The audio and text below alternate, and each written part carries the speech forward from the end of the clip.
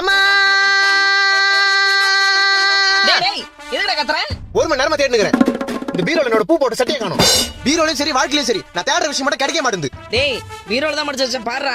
நான் கபோர்ட்ல தேடினுக்கிறேன். நானும் பீரோல தான் தேடினுக்கிறேன். உன் புடவைங்க மட்டும் அப்படியே அடுக்கடுக்கா காஞ்சி பட்டு, மதுரை பட்டு, கன்னியாகுமரில இருந்து செங்கல்பட்டு வரைக்கும் மச்சி அடிக்க வச்சுக்கல. என் பூ போட்ட சட்டை மட்டும் எங்க காணோம்? இப்போ உன் சட்டையை தேடி எடுத்துட்டேன்னா நான் பட்டியை போட்டு பயணிக்கு போக சொல்றியா? சட்டை தேடி கொடுமா ஃபர்ஸ்ட்.